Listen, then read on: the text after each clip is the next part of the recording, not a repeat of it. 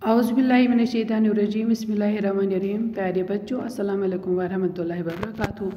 हमारा मज़मून उर्दू है और हमारा मौजू है डॉक्टर अम्बेडकर। चलिए बच्चों, हम अपने मौजू को शुरू करते हैं। ये है हमारा मौजू डॉक्टर अम्बेडकर, जिसके हमने एक दो पैराग्राफ पढ़े थे और हमने इसमें ये पढ़ लिया था कि महाड़ के रास्ते से हज़ारों की तादाद में लोग जुलूस की सूरत में जा रहे थे और ये लोग बाबा साहब अम्बेडकर की जय और महाड़ का सत्याग्रह जिंदाबाद के नारे लगा रहे थे। और हमने ये भी पढ़ लिया था कि ये लोग कौन थे और कहाँ जा रहे थे, इनका मतलब इरादा क्या था। फिर हमने इस सबक में पढ़ लिया कि ये लोग ये महाड़ के वो लोग थे जिन्हें तालाब का पानी छूने की ममानत की गई थी, जिन्हें तालाब का पानी, चश्मों का पानी, कुओं का पानी छूने की उनको इजाज़त नहीं थी, उन पे पाबंदी लगाई थी। अब भीमराव अंबेडकर साहब तो उनके साथ में उन्होंने उनका हौसला बढ़ाया और कहा कि ये पानी तो अल्लाह ताला की देन है, खुदा की देन है, इस पे सब इंसानों का हक़ है। जिस तरह से एक ऊंची ज़ात के लोग इसको छू सकते हैं, इस्तेमाल कर सकते हैं, पी सकते हैं, तो इसी तरह से हम निचली ज़ात यानी कि ब्राह्मण लोग भी उसको छू सकते हैं। हरिजन लोग, सॉरी ब्राह्मण नहीं, हरिजन लोग भी इसको छू सकते हैं, इसका इस्तेमाल कर सकते हैं। तो अब ये महाड़ के रास्ते से उसी तालाब की तरफ पुरअज़म तरीके से जा रहे थे। आज हम इससे अब जाएंगे।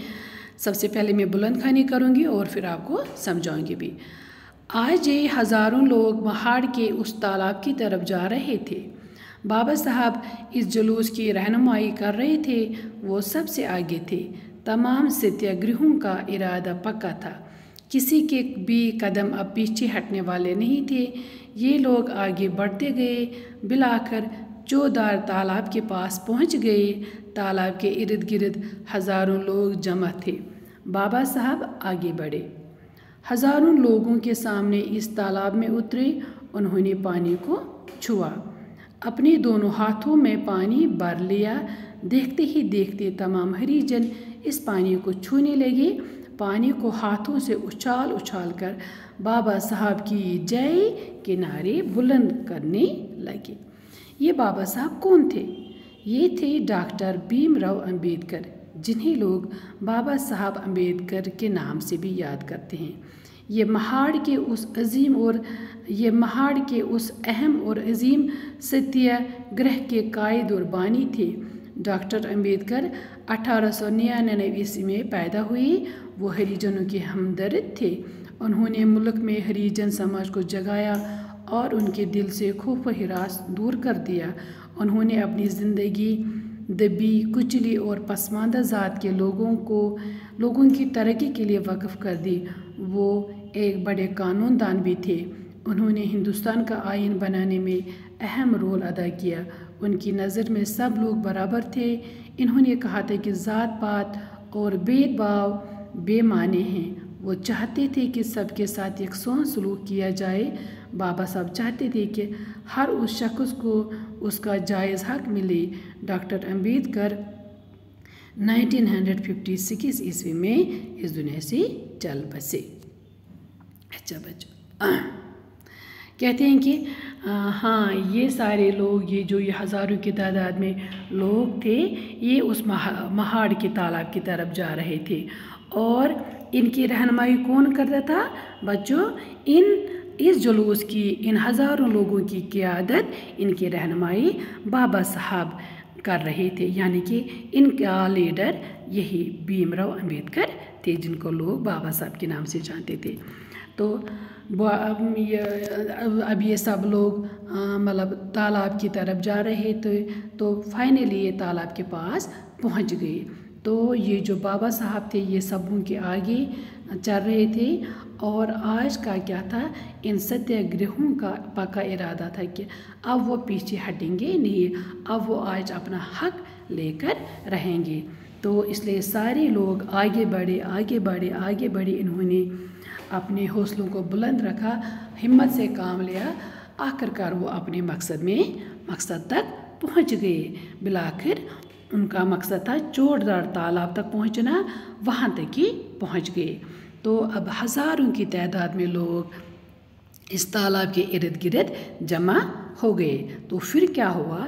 پھر بابا صاحب آگے بڑھے. تو بابا صاحب آگے بڑھے تو وہ ہزاروں لوگوں کے سامنے اس تالاب میں اترے. انہوں نے دونوں ہاتھوں سے پانی کو چھوا اور دونوں ہاتھوں میں پانی بھر لیا.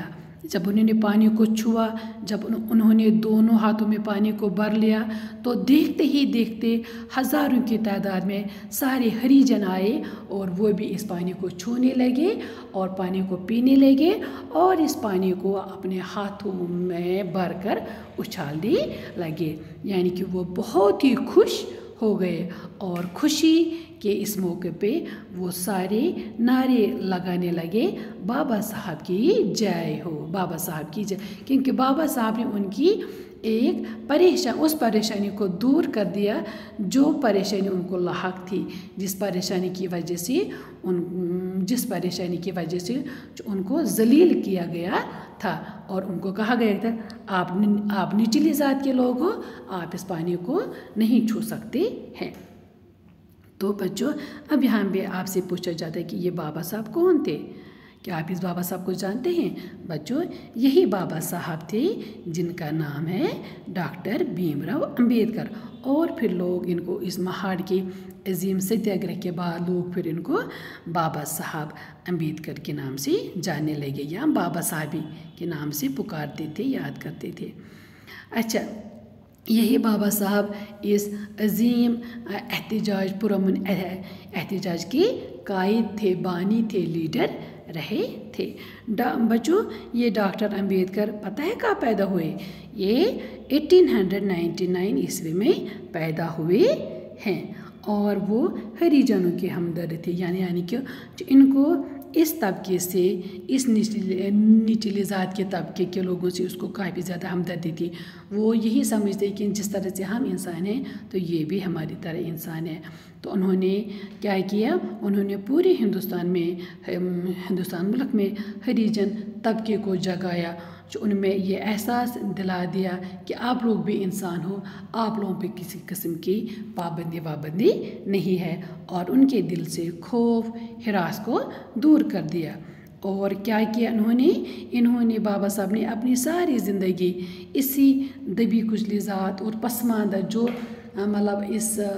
یہ غریب طبقے کے لوگ تھے تو ان کی ترقی کے لیے اپنی زندگی کو وقف کیا ہے. یعنی کہ پوری زندگی بھر ان کی خوشحالی کے لیے کام کرتے رہے.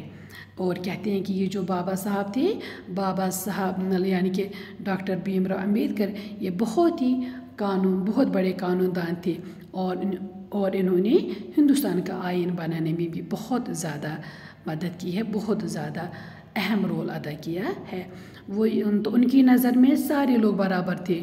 انہوں نے کہا تھا کہ یہ ذات پات، یہ رنگ نسل، یہ ذات پات چھوت چھات اور یہ بھید بھاؤ یہ فضول ہے، یہ بے معنی، اس کا کوئی معنی ہی نہیں. ہم سارے انسان ہیں، سارے یکساں حقوق رکھتے ہیں، سارے انسان ہیں تو سبوں کے ساتھ ایک جیسا سلوک ہونا چاہیے، ایک جیسا برتاؤ کرنا چاہیے. اور بابا صاحب یہی چاہتے تھے کہ ہر ایک شخص کو اس کا جائز حق ملنا چاہیے، جو حق اس کو دیا ہے ملک نے، اللہ تعالیٰ نے، اوپر پیدا کرنے والے نے جو اس کو حق دیا ہے وہ اس کو کسی بھی صورت میں ملنا چاہیے. اور بچوں پھر کہتے ہیں کہ آخرکار اسی بابا صاحب یعنی کہ ڈاکٹر بھیم راؤ امبیڈکر کا انتقال 1956 عیسوی میں ہوا. یعنی کہ وہ اس دنیا سے 1956 عیسوی سے انتقال کر گئی.